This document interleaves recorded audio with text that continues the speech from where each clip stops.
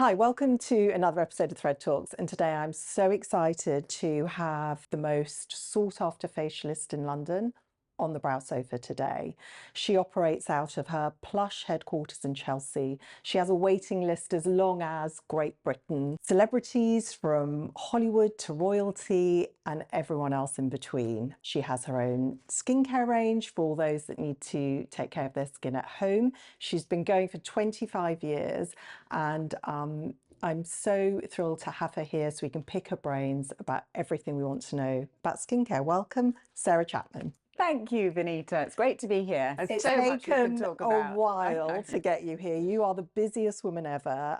You're not only an amazing facialist, but an entrepreneur as well. And so I just wanted to talk to you about, there's so much. So first of all, I'd love to know how you got to where you've got to. Just tell us a little bit about your journey.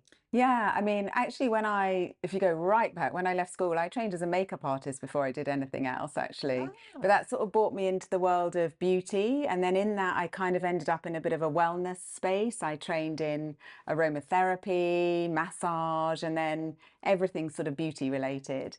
And then I sort of came into the industry really through sort of health clubs and clinics, and I worked sort of on that side. Then I flipped over into the world of brands, and I worked for different skincare companies.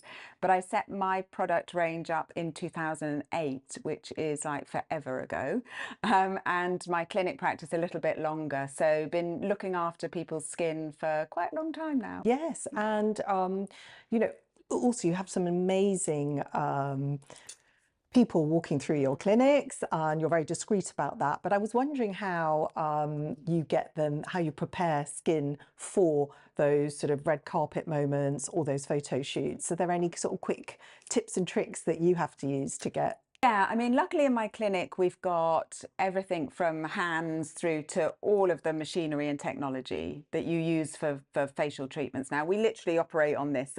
We don't do body treatments. We don't focus on anything else. It's just the face and sort of décolleté. So anything specific to that we have in the clinic, through to a team of dermatologists, the team of expert facialists, technology experts. So it really depends on who comes through the door, what's happening to the skin on that day, and what they've got coming up. So I don't believe in skin type. I believe in skin condition. What's the condition of your skin today? So we'll analyze, and we'll bespoke a treatment depending on what we see is going on. So if we've got somebody who's coming to do a photo shoot, that's slightly different to a red carpet. It's slightly different to filming, because all of the different types of cameras or lights or screens, or if it's outdoor, indoor, all of that plays a huge part into how the skin's got to look. If it's a wedding, again, that's something different, because the skin's got to carry through the different lights throughout the day, etc. So we use a lot of my signature massage techniques, lots of different products with hyaluronic acid, peptides, stem cells. We use technologies like LED, which is really good for a quick pickup, peels if we need to. It's a whole sort of complex of different things. It's almost like this enormous menu of options, and I guess you are the experts, you know which ones to pick off the menu.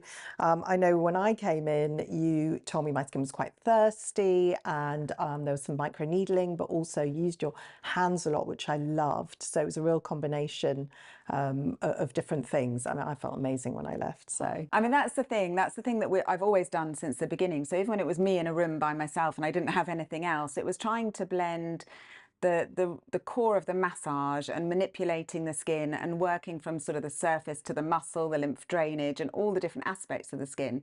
But actually, if we needed to use something to enhance that, which was a bit of technology, maybe it's microneedling, whatever it is, we can combine it together, but you feel like you're having a really luxurious treatment. yes, and I think you call it gymnastics actually. Yeah. And it felt like that because your hands were so agile across my face. But I like the fact that you did do a bit of the microneedling, because I've never had that. You know, I think mine was level 1. Yes. I don't get facials. We went gentle. That was gentle. But actually, you know, you said, and rightly so, I probably need to come in frequently to get a facial. And you know, how often do you think? Most people, we would say at least once a month. Yeah. Because we want to work with your sort of cell cycle and sort of from the basal layers upwards, so that we can, if we want to improve your skin, the more often we see you, the faster we can do that. But as a maintenance, it's every month, really. If we see somebody for the first time, we might see them every week for a little bit until we get them to a certain point where we see them every month. And again, it depends. If you came to me and you had a real issue with your skin, whether it was acne or rosacea or something that was a bit more complicated, we might need to see you more often to get the consistency and the treatment to make the difference in the skin. So Takes time to get the yeah. results. So. Yeah. And tell me, because you know, I think skincare has become so complex now. There's so much out there. Yeah. In terms of a routine, what would you say are the key elements to, you know, we're all busy women. You know, what are the things that, well, I should be doing, for example, every day? It's quite simple. You need to cleanse, serum, moisturize, and then always an SPF. That's a kind of non-negotiable. But your 3 steps should really be cleanse, serum, moisturize. Your serum should be the product that's really targeted to what's going on in your skin at the moment. So if I saw you today and said, oh, your skin seems really dehydrated and thirsty, let's concentrate now on something like a hyaluronic acid serum. So we get those levels back up in the moisture, and then you maybe switch to something which is dealing with pigment that's occurred in the summer. You don't have to always keep your serum as the same one. Okay. So cleanse, serum, moisturize. Simple enough to follow. Quick question, where do we put the SPF? When do I put the SPF on? It's the order that I get confused about sometimes. Okay. So does SPF come before serum or after serum? Last. Okay. Always SPF on the top. Think of it as your overcoat. So your SPF is your skin protection.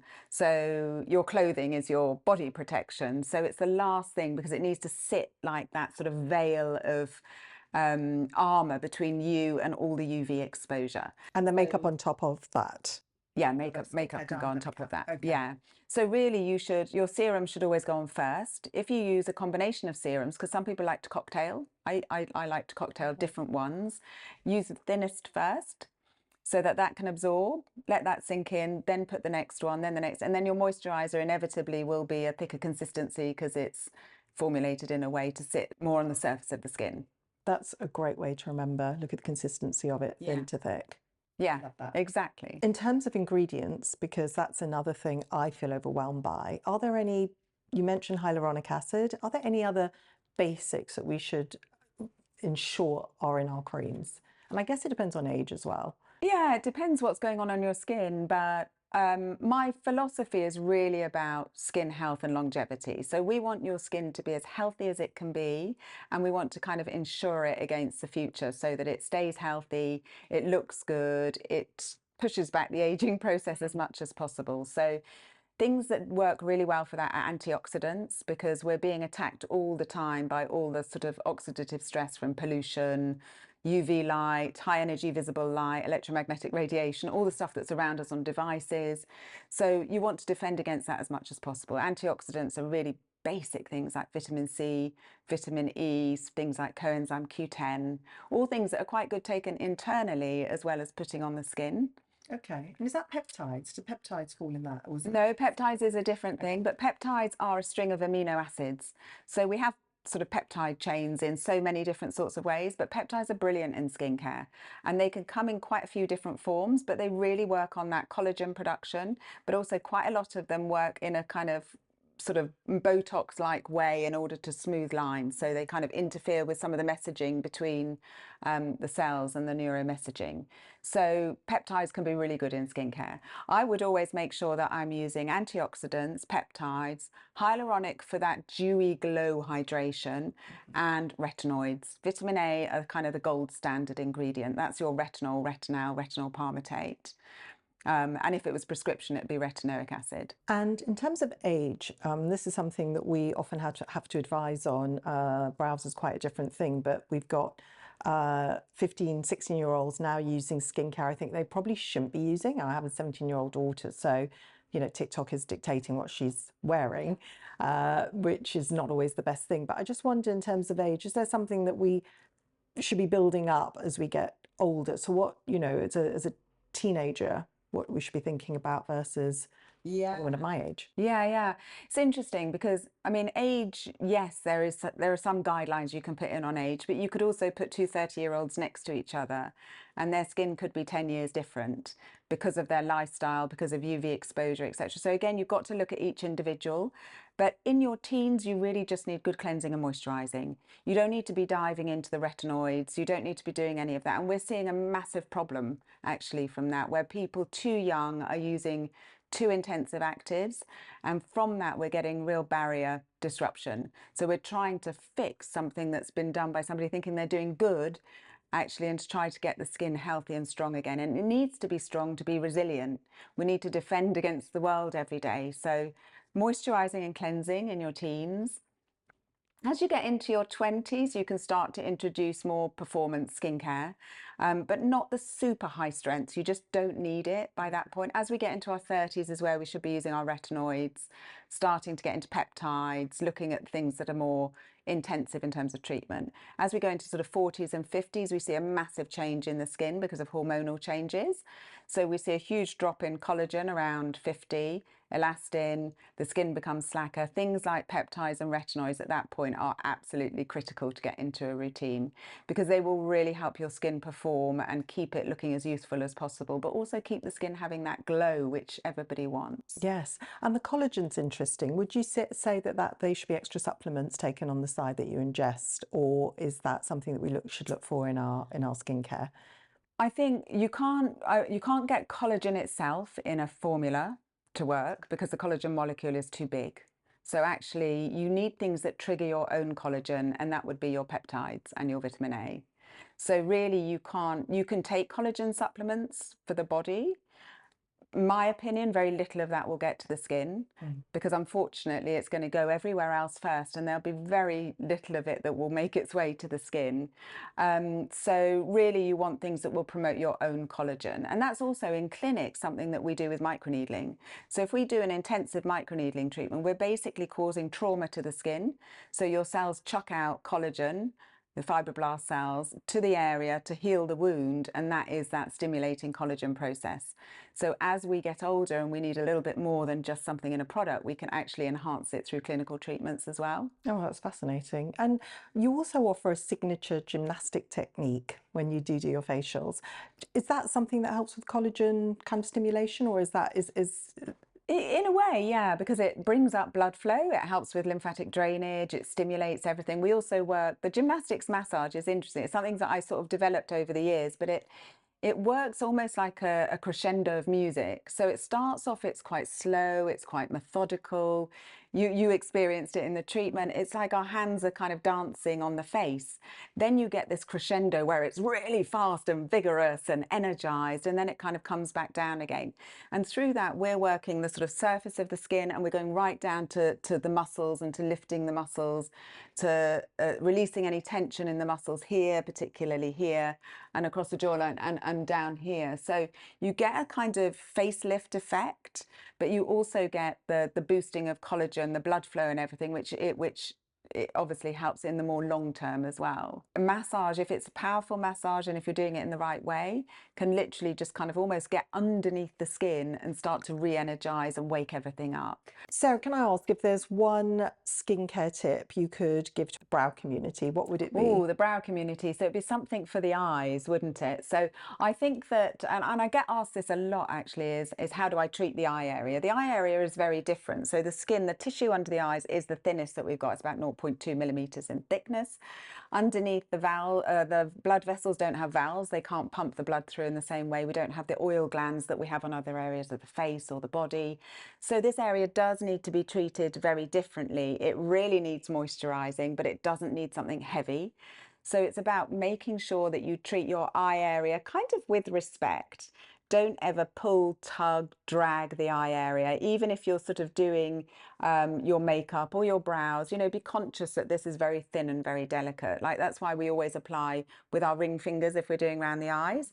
I often get asked as well, where do I put my eye cream? Where do I put my eye product? So we always say to go onto the orbital bone, because the rest will travel to your lashes and you don't want to really fill right up to the lashes and get puffy.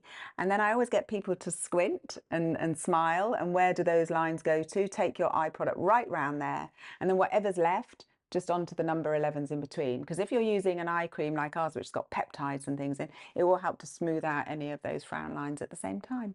And I really felt that when I left your clinic, I did feel that my face had got a workout. Yeah. And it was almost like it was sort of asleep and it was awakened. And, you know, I guess it's so easy to ignore things that are important. We say the same to clients with eyebrows, like, you know, they need to be looked after, cared for, tended to regularly. And it's the same with face. And some people are really good at coming in for facials. I have a lot of friends that come in regularly to see you and various other facialists in London.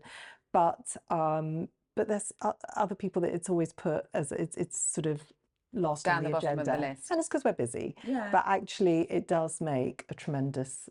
I think that's so interesting as well, because it's the whole self-care thing, isn't it? And quite often I think we put ourselves at the bottom of the list because we're so busy doing everything else.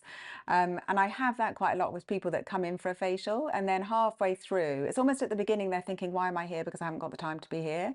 Halfway through, they're like completely relaxed. And afterwards they say, you know what, that's only taken me 2 hours by the time I've got here, had my treatment, but I feel like a different person and I must make sure I book it every month. Yeah. So it's sort of, we all can easily put something off. It's a bit like exercise. Well, I haven't got time. We can all make that. We just have to prioritize. And I think skincare is, and we talk about this in the products, it's about the psychological and physiological. So our physiological is how we're going to change the skin. The psychological is how we're going to make you feel. And it's really important that people feel good. And that's why all my products have the kind of core of the science, which is performance, but they also have the sensorial nature and the textures and smells, because that actually makes you feel good. Yes, and I love that combination because I think, you know, the feeling that there is a little bit of science, but then it's, you know, it was really nice that you use, you know, good old-fashioned massaging to get the circulation going. But, you know, it's almost like sort of, I mean, even in a facial for somebody, we might just do steam and extraction, which is kind of really old school. It's nothing new. It's not, in fact, there's a lot of places that don't really do it anymore, but it's a method that works, and hands work really well. And I can even, if I've got to travel to go to see a VIP and I can't take any of the machinery, I can do a whole treatment literally with about 3 products in my hands, and you can still really change the skin. So that kind of shows us the power of massage. Do you think that people should try and do that first, regular facials, before they go on to intravenous, like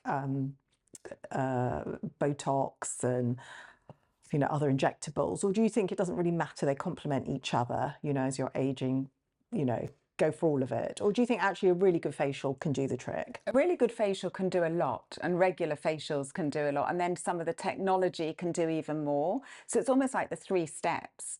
Facials first, then you can bring in some of the technologies like lasers and different resurfacing treatments or collagen producing radiofrequency, and then it can go into the more aesthetics with sort of injectables. But I would always say to somebody, if you're doing injectables, you've got to look after the skin, because where we see injectables not looking great is when they're done on a skin that isn't healthy and doesn't look great, because they don't marry up. There isn't a harmony. So you could inject your face for 10, 20 years, and if you're not looking after your skin, you're just going to look like somebody who's injected your face for 10, 20 years, rather than you look really great and you look really well. Yeah, that makes absolute sense. Yeah, so you do need to kind of do the 2 things together. You're not only a facialist, you're an entrepreneur, because you have a big business and you've got this amazing skincare range, which I use regularly and absolutely love. What are your treats? What's your downtime? What do you do to take care of yourself? Not enough, probably. Don't ask me the same question. I'm just going to say, you know what it's like. Likewise, you have a big business, you've grown, and we started probably around the same sort of time, and so we've known each other for a long time as well. And it is hard to prioritize things for yourself and to do self-care. I do try to do things for myself. I'm very good with my skincare routine, obviously. So when I get home, my first thing is the hair sort of goes up on top of the head, the clothes come off, the trackie comes on, and I do a really good cleanse with Ultimate Cleanse. And by that point, I feel like a different person because I'm out of the kind of the office mode and I'm into home mode. I've also got 2 little dogs, so they distract me completely, and then I'm looking after them. So that's pretty good. I walk a lot because I walk the dog, so I get a lot of fresh air. I do exercise at home because I haven't got time to go to a gym. So I got myself a Peloton and I do all their classes, and I probably could do more, but at least I do something.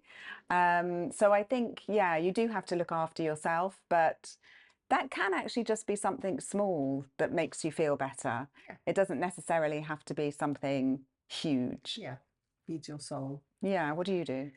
I can ask you back. Yeah, actually, I love doing yoga. I try and make sure I try and get that in every week because that really makes me feel calm. And I've started reading again, really reading. So I Interesting. think I find that quite meditative. I stopped because I was really pulled into the world of social media and work and my laptop. I've tried to switch off and really find time to just read books again, and it takes me to another world. Yeah. So, Like a bit of escapism. yeah, Yeah. yeah, and I do. Good at putting my phone down and leaving it, whereas a lot of people I know aren't.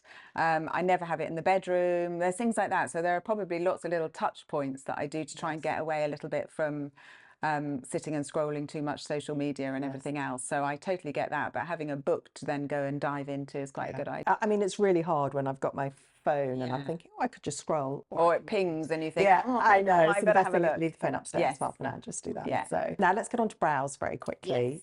Tell me, how did you do your brows from a young age, or have you always sort of left them to their, their own sort of natural appearance? They look very done to me, so I'm thinking you are. Yeah. I don't. Well, I tweeze them, so I do it myself. I tidy them. I actually don't get loads of stray. I just get a little bit underneath, so I kind of maintain those myself.